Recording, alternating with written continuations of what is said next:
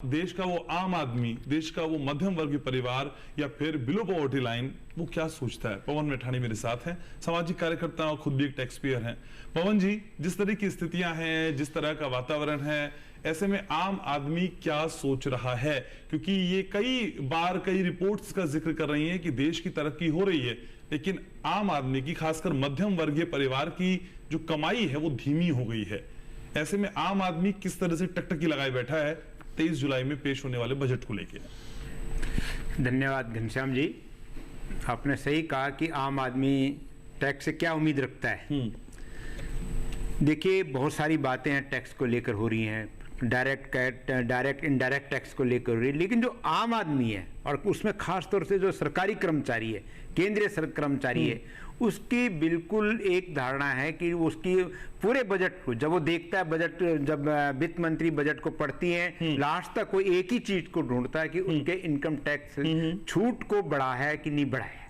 आज 3 लाख की छूट को चाहता है कि इस छूट को बढ़ाया जाए। आज गवर्नमेंट के जो 7 लाख तक के इनकम वाले को टैक्स नहीं देना पड़ता है। आप ये देखिए कि एमटीएस की पोस्ट गवर्नमेंट ने खत्म कर दी है, उसके अंदर 7 लाख जो पुराना कर्मचारी लगा हुआ है एमटीएस के अंदर ही 7 लाख से ज्यादा उसकी भी इनकम है, तो 7 लाख के उसमें उसको कोई फायदा नहीं होने वाला है आज। इसलिए वो चाहता है कि जैसे अर्जुन की नजर चिड़िया की आंख पे थी, गवर्नमेंट एम्प्लॉय जो गवर्नमेंट के एम्प्लॉय है, केंद्र सरकारी कर्मचारी है, जो आम आदमी है, आम जनमानस है, उसकी एक ही उम्मीद रहती है कि इसमें टैक्स पेयर को, जो टैक्स पेयर है, बहुत मैक्सिमम टैक्स पेयर कौन है? सरकारी कर्मचारी है भारत सरकार का, कि इसमें सर बिना उनके भी लोग टैक्स दे रहे हैं। सर नहीं, कितने लोग दे रहे हैं? आप बिना केंद्रीय सरकारी कर्मचारियों के अलावा लोगों को आम आदमी नहीं मानते हैं सर, कि सिर्फ सरकारी कर्मचारी आम आदमी है? नहीं, आम आदमी मानता हूं। हाँ। सरकारी कर्मचारी के एडवांस में टैक्स आप डिडक्ट कर देते हैं। कितना प्राइवेट सेक्टर का आदमी टैक्स देता है, बिल्कुल मैं मना, इससे आपकी बात को मना नहीं कर रहा,